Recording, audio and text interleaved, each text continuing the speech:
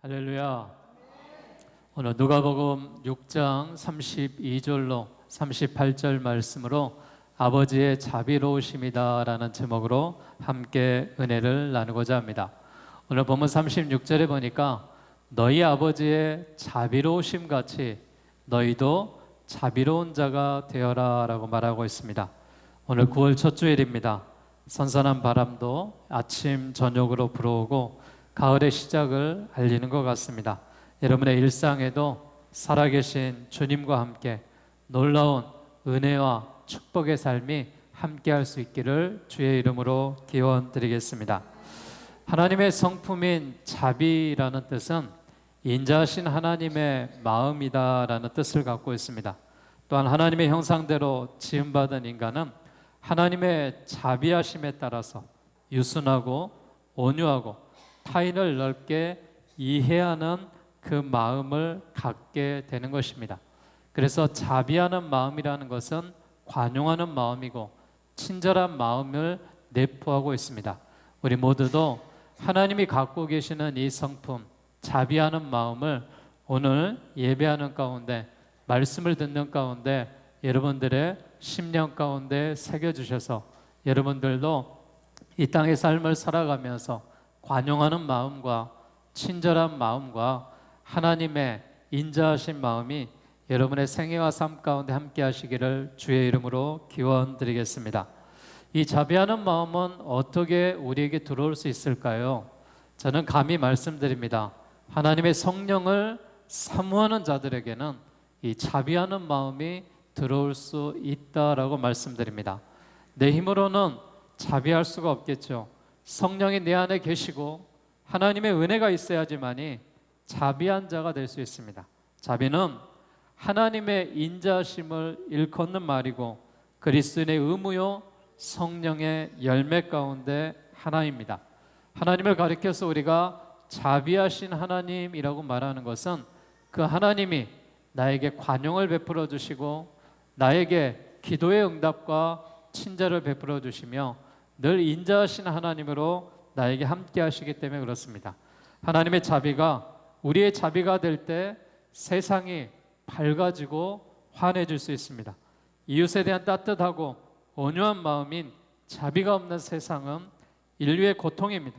자비는 말이나 이론이 아닙니다. 그리스도인은 하나님의 자비로 무장하여 이웃에게 유익을 줄 수 있는 그러한 신앙생활을 해야 할 줄로 믿습니다. 어린아이들이요, 부모가 하는 대로 따라합니다. 부모의 말투를 따라하고 몸짓을 따라합니다. 아이에게 부모를 보고 배우라고 하지 않았는데도 자연스럽게 부모가 하는 행동을 합니다. 또한 얼굴도 닮았는데 행동까지 하는 생각까지 닮았다라는 말들을 많이 하게 됩니다. 부모가 자녀에게 선한 영향력을 끼친다면은 자녀는 부모를 존경하고 부모를 따르게 되어 있습니다. 우리는 예수님을 구주로 믿고 있습니다. 예수님은 우리에게 얼마나 큰 선한 영향력을 끼치며 많은 영향을 미쳤습니까? 예수님은 우리의 존재와 인생을 통째로 바꿔 놓으셨습니다. 예수님을 믿었으니 적당히 예수님의 영향을 받는 것 정도가 아니라 예수님의 삶의 목적이며 동반자로 우리가 살아가게 되었습니다. 신앙인은 예수님이 어떤 분인지를 내 안에 새기고 예수님의 말씀을 묵상하면서 그 말씀대로 살아가려고 하는 자들입니다. 우리가 바로 그런 사람들이 되어야 될 줄로 믿습니다. 예수님의 말씀과 그분의 가르침을 우리 인생에, 사회생활에, 이웃관계에 철저하게 적용하며 살아야 될 줄로 믿습니다. 예수님은 우리에게 이렇게 말씀하십니다. 너희 원수를 사랑하라. 너희를 미워하는 자를 선대하라. 너희를 저주하는 자를 위해서 축복하라. 너희를 모욕하는 자를 위해서 기도하라. 너희의 입뺨을 치는 자에게 젖밤도 돌려대라 라고 말하고 계십니다. 인간으로서는 도저히 불가능해 보이는 말씀을 예수님이 우리에게 하고 계십니다. 예수님의 십자가상에서 뭐라고 고백하셨습니까? 아버지여, 저들을 사하여 주시옵소서. 저들이 하는 것을 알지 못함이다 하고 원수들을 용서하시고 모든 죄를 짊어지신 분이 우리 예수님이십니다. 사도 바울은 로마서 12장 20절과 21절 가운데 내 원수가 줄이거든 먹이고 목마르거든 마시게 하라. 그리함으로 내가 숯불을 그 머리에 쌓아놓으니라. 악에게 지지 말고 선으로 악을 이기라 라고 말씀했습니다. 서양 속담에 이런 말이 있습니다. 악마는 선을 악으로 갚고 사람은 악을 악으로 갚고 하나님은 악을 선으로 갚는다는 말이 있습니다. 하나님의 성품을 담는 우리 모두가 악한 사람이 아니라 하나님의 자비하신 마음이 들어와서 악을 선으로 바꿀 수 있는 주의 교회와 그리스도인들이 되시기를 주의 이름으로 기원합니다. 왜 이렇게 어려운 말씀을 우리에게 하셨을까? 나에게 주는 교훈은 무엇일까? 지금 내가 사랑해야 될 사람은 누구인가? 오늘 우리가 거룩한 성일에 말씀을 묵상하면서 십자가 위에서 관용과 사랑을 베푸셨던, 또한 우리에게 인자하신 모습을 보이셨던 그 자비하신 아버지의 마음을 알아서 이 자비하신 하나님의 그 사랑이 과연 어떤 사랑인지 오늘 말씀을 깨달을 수 있는 우리 모두가 되시기를 주의 이름으로 축복합니다. 자비하신 그 하나님의 사랑은 저는 베풀어주는 사랑이다라고 말씀을 드립니다. 우리가 기독교를 가리켜서 사랑의 종교다라고 말하죠. 그런데 이 사랑의 대상이 어디까지입니까? 원수까지 사랑하라라고 말씀하십니다. 원수를 전제함으로써 우리가 할 수 없는 것까지 감당해야 된다라고 말하고 있습니다. 지금 우리를 박해하고 우리를 미워하는 사람이 누구입니까? 우리는 이 원수 같은 사람을 사랑하고 용서하기는커녕 나에게 직접적인 피해를 주지 않았다고 해서 멀리서 바라보고 무관심하며 그냥 지나치진 않습니까? 때로는 멀리 있는 원수는 그 여파가 나에게까지 미치지 않는다고 해서 용서하면서도 우리는 자기의 가까이 있는 사람들의 작은 잘못에도 원수의 취급을 하며 용서하지 못할 때가 있지는 않습니까? 사랑하는 여러분, 우리가 자비하는 베풀어주는 사랑을 갖기를 원하는 사람은 용서하는 마음이 있어야 됩니다. 사랑하는 마음이 있어야 됩니다. 선대하는 마음이 있으셔야 되고, 또한 우리가 축복하는 그 마음이 있어야 되고, 우리가 세상과 또한 정치인들과 이 땅의 많은 사람들, 세계 열방을 향하여 중보기도 하는 그런 은혜가 있어야 될 줄로 믿습니다. 예수님은 앞서 30절에 이렇게 우리에게 말씀하고 있습니다. 내게 구하는 자에게 주며 내 것을 가져가는 자에게 다시 달라고 하지 말며 남에게 대접을 받고자 하는 대로 너희도 남을 대접하라 라고 말했습니다. 예수님은 이제 선으로 악을 이기도록 영적인 투쟁의 방향을 잡아주시는 것입니다. 그래서 구하는 자에게 주라는 것입니다. 네 것을 가져가는 자에게 다시 달라고 하지 말라는 것입니다. 남을 대접하라는 것입니다. 여러분, 우리가 어떻게 이렇게 살 수가 있습니까? 결국 손해보고 살아라는 거예요. 네 것을 주라라는 것이에요. 그러면서 뭐라고 이야기하십니까? 38절에 이렇게 말하고 있습니다. 주라, 그리하면 너희에게 줄 것이니 곧 후히 되어 누르고 흔들어 넘치도록 하여 너희에게 안겨주리라. 너희의 헤아리는 그 헤아림으로 너희도 헤아림을 도로 받을 것이니라. 하나님은 이런 축복을 우리에게 약속하셨습니다. 네가 세상을 향하여 구하는 자에게 주고 네 것을 나누어 주고 다시 달라 하지 않고 남을 대접하면은 내가 너에게 더 많은 것을 주겠다라고 약속하시면서 안겨주리라라고 이야기하십니다. 너희의 헤아리는 그 헤아림으로 너희도 헤아림을 받을 것이다라고 말했습니다. 여러분, 내가 선한 사람이 아니지 않습니까? 내 안에 악이 있고 내 안에 잘못된 자신만의 욕심을 갖고 살아가는 인생들입니다. 그러나 하나님이 나를 내 자신이 있는 모습으로 심판하신다면 내가 어찌 구원받고 하나님의 은혜대로 살아갈 수 있겠습니까? 하나님 나에게 자비를 베풀어 주시고 그 베풀어 주신 사랑으로 인하여서 너에게 헤아림을 줄 것이다 라고 말했을 때 그 헤아림을 받을 수 있는 우리 모든 그리스도인의 삶이 되시기를 주의 이름으로 축복합니다. 우리의 삶을 돌이켜볼 때 모든 것이 하나님의 은혜 아니겠습니까? 은혜와 사랑과 복을 값없이 우리가 거저받은 자들입니다. 이것이 구원이고 또한 생명이고 삶에 필요한 모든 것을 주님이 주셨다라고 말하고 있습니다. 본문에서 뭐라고 말하느냐? 주라라는 것입니다. 너희에게 줄 것이니 곧 후히되어 누르고 흔들어 넘치게 하여 너희에게 안겨주리라라고 말했습니다. 여러분, 내 손길로 인하여서 주는 자가 될 때 내가 받는 자가 되는 것이고 또한 나에게 하나님의 놀라운 역사가 임하게 될 줄로 믿으시기를 바라겠습니다. 하나님은 우리에게 적극적인 삶을 살아가기를 원하고 있습니다. 남에게 대접받고자 하는 자는 남을 대접하는 적극적인 자세가 필요합니다. 하나님이 우리에게 말씀을 주실 때 우리는 기쁜 마음으로 받아들이려는 적극적인 자세가 필요합니다. 여러분, 올해 식사 대접을 하신 적이 있습니까? 아니면 커피숍에서 커피값을 내본 적이 있습니까? 아니면은 다른 사람의 비용을 대신 내본 적이 있습니까? 아니면은 사랑하는 이웃의 자녀들에게 용돈을 줘보신 적이 있습니까? 올해가 다 가기 전에 여러분의 삶 가운데 다시 한번 실천하며 나아가시기를 바라겠습니다.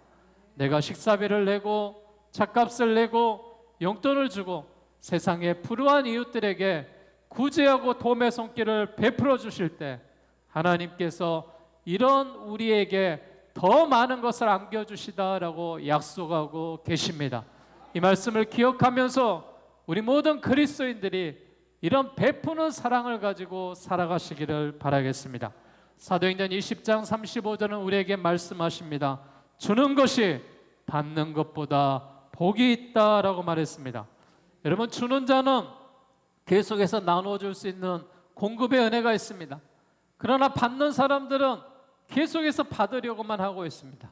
사랑하는 여러분, 받는 것에 만족하지 마시고 주는 자의 기쁨을 누릴 수 있는 은혜가 여러분에게 임하셔서 예수님이 선대하는 자만을 선대하거나 받기를 바라고 사람들의 구워주는 죄인들과 같아라고 말했던 것처럼 이 이방과 세리와 창기와 어려운 이웃들을 우리가 구제하며 하나님이 주시는 이런 놀라운 은혜로 여러분들이 이 베푸는 사랑으로 실천하시기를 주의 이름으로 축복합니다.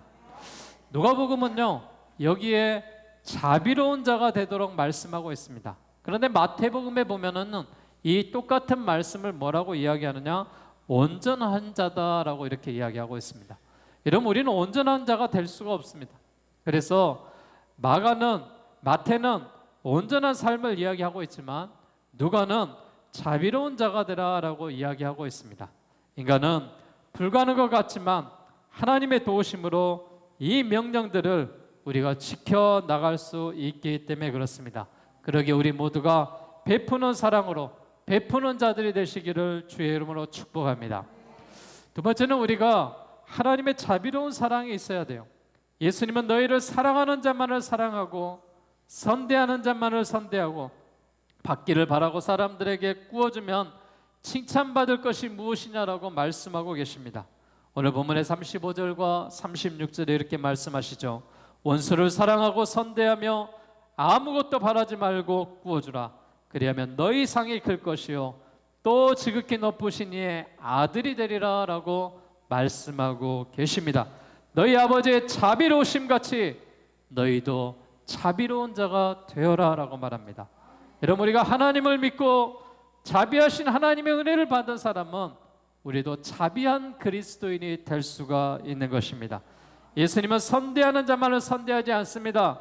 받기를 바라는 사람들에게 구워줄 수 있는, 또한 죄인들과 같은 이 많은 사람들에게 긍휼을 베풀어 줄 수 있는 마음이 우리 가운데 있습니다. 세상에는 소외된 사람들이 많이 있죠. 그분들에게 사랑을 베풀고 은혜를 베풀 수 있는 그리스도인들이 될 수 있기를 바랍니다.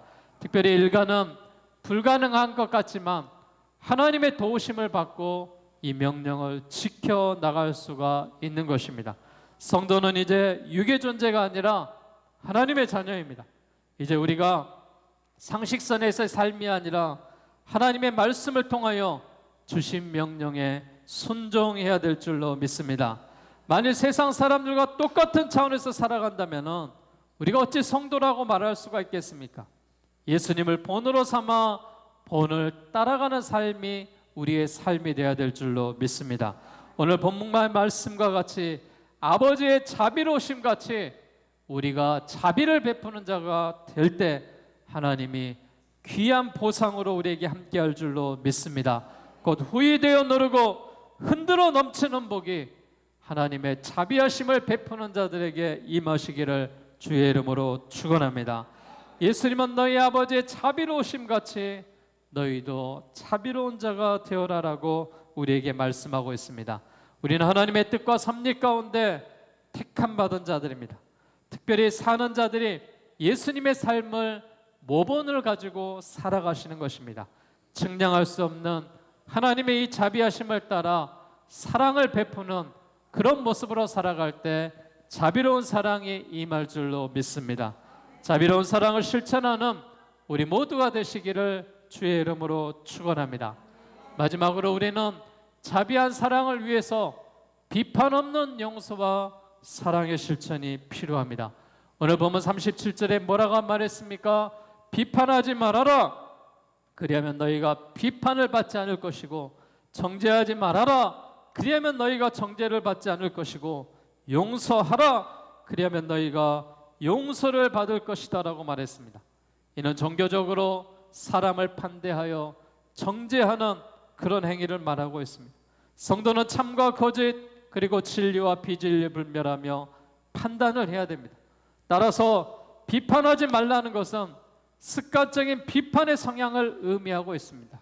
여러분, 우리가 세상을 비판하는 것이 습관입니다. 사람들을 비판하는 것이 습관입니다. 비판을 위한 비판, 반대를 위한 반대는 하지 말라는 것입니다. 특별히 여러분, 교회 안에서 성도들과의 모든 일을 행할 때 비판하지 마시고 반대를 위한 반대를 하지 마시기 바랍니다. 그리고 무엇보다도 우리에게 말씀하고 있는 것은 정죄하지 말라는 것입니다. 나도 죄인인데 누구를 정죄하면서 살겠습니까? 어떤 사람에 대하여 심판을 내리는 것을 하지 말라는 것입니다. 자신이 하나님의 자리에 재판관으로 앉아서 다른 사람을 판단하고 정죄하는 일을 해서는 안 되는 것입니다. 선한 일은 여러분들이 하시고 재판은 하나님께 맡기십시오. 하나님이 정죄하도록 만드시면은 하나님의 심판이 더 크지 않겠습니까? 그리고 우리는 주님이 말씀하시는 대로 용서하는 자가 되셔야 될 줄로 믿습니다. 하나님은 에덴 동산에 선악과를 먹이면서 이렇게 우리에게 선악과를 금하신 말씀을 하셨습니다.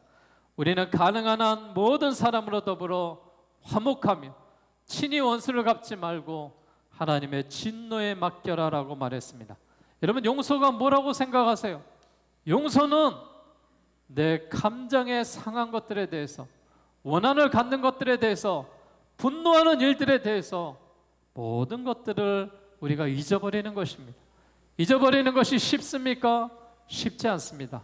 그러나 이 용서하는 마음을 갖는 사람은 감정과 원한과 분노 앞에서도 우리가 잊어버릴 수 있는 은혜가 있습니다.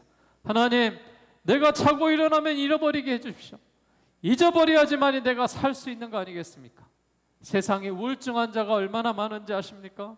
세상에 정신질환을 갖고 있는 사람이 얼마나 많은지 아십니까? 왜 그렇습니까? 용서하는 마음이 없기 때문에 그렇습니다. 받아들이는 마음이 없기 때문에 그렇습니다.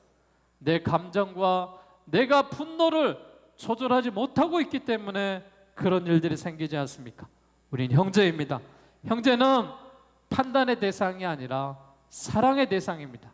사랑하는 여러분, 주님이 주신 말씀처럼 비판하지 마시고 정죄하지 마시고 용서하는 삶을 살아가며 하나님이 주시는 이 놀라운 은혜 가운데 비판 없는 이 용서의 사랑을 베푸는 그리스도인의 삶이 되시기를 주의 이름으로 축복합니다. 오늘 결론적으로 말씀드립니다. 우리는 모두가 하나님의 은혜로 사는 자들입니다. 하나님의 은혜가 아니고는 하루도 살아갈 수가 없습니다. 우리의 삶을 돌이켜볼 때 모든 것이 은혜이지 않습니까? 은혜요 사랑과 복을 값없이 거저받은 자들 아니겠습니까? 하나님이 나를 구원해 주시고 나에게 생명을 주시고 우리의 삶에 필요한 모든 것들을 채워주십니다. 그래서 우리가 주님이 주시는 말씀처럼 주어라, 네가 나누어 줘라, 너에게 줄 것이니 곧 후히 되어 누르고 흔들어 넘치도록 하여 너희에게 안겨줄 것이다 라고 말합니다. 너희 헤아리는 그 헤아림으로 너희도 헤아림을 받게 될 것이다 라고 말했습니다. 우리는 나의 소유를 사랑으로 베풀어주며 그리스도의 사랑을 주며 내가 받은 달란트와 재능도 나누어 줄 수 있는 그런 믿음의 성도들이 되어야 될 줄로 믿습니다. 더 나아가 불행하고 억눌린 사람들에게 자비를 베푸시기를 주의 이름으로 축복합니다. 우리와 의견이 다른 사람들에게 참아주고 이해해 줄 수 있는 여러분들이 되시기를 주의 이름으로 축복합니다. 충성스럽고 봉사하는 사람들에게 칭찬하는 여러분들이 되시기를 주의 이름으로 축복합니다.